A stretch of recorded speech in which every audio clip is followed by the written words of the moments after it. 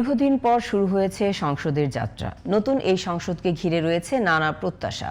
বিশ্লেষকরা বলছেন, রাজনৈতিক মতপার্থক্য থাকলেও সংসদকে হতে হবে কার্যকর ও ফলপ্রসূ। বিতর্ক থাকবে, তবে তা যেন হয় যুক্তি ও জনস্বার্থের ভিত্তিতে। বিরোধী দলের আচরণেও থাকতে হবে সহনশীলতা ও দায়িত্বশীলতা। মাহি হাসানের রিপোর্ট।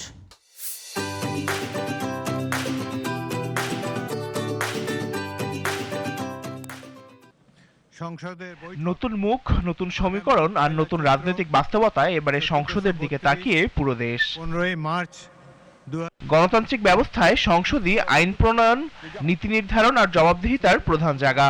তাই সংসদে আলোচনা হবে জনগণের সমস্যা, উন্নয়ন পরিকল্পনা আর রাষ্ট্রের গুরুত্বপূর্ণ সিদ্ধান্ত নিয়ে, এমনটাই প্রত্যাশা বিশ্লেষকদের। সংসদের দুইটা কাজ, একটা হলো মন্ত্রীদেরকে জবাবদিহিতার অধীন করা, আর একটা কাজ হলো যারা আইন প্রণয়ন করবেন, আইনটা কি হচ্ছে কি হচ্ছে না, আইনটার ব্যাপারে খেয়াল রাখা, আইন প্রণয়নে কন্ট্রিবিউশন করা। এই দুইটা কাজ ইফেক্টিভলি করতে পারাটা হলো সংসদের কাজ। এখন আমরা অনেক সময় মনে করি যে সংসদে কে কারের বিরুদ্ধে কথা বলবে, কে কাকে চ্যালেঞ্জ করতে পেরেছে, এই যে বিতর্ক, মানে একেবারে টকশো স্টাইল। তো সংসদ কোনো টকশো স্টাইলে কোনো কিছু সভা নয়। সরকারের কাজের সমালোচনা করা, ভুল ত্রুটি তুলে ধরা আর বিকল্প প্রস্তাব দেয়া গণতান্ত্রিক প্রক্রিয়ার অংশ। তাই এবারে সংসদে বিরোধী দলের গুরুত্বপূর্ণ ভূমিকা আশা করছেন বিশ্লেষকরা।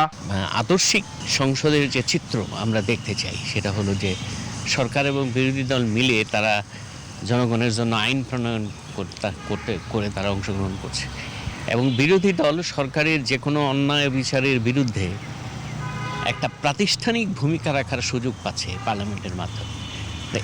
এই জায়গাটাকে যত বেশি শক্তিশালী করা যাবে ততই ভালো। রাজনৈতিক বিশেষজ্ঞদের মতে, সংসদ যদি হয় সহনশীলতা ও যুক্তি নির্ভর বিতর্কের জায়গা, তাহলেই শক্তিশালী হবে দেশের গণতন্ত্র।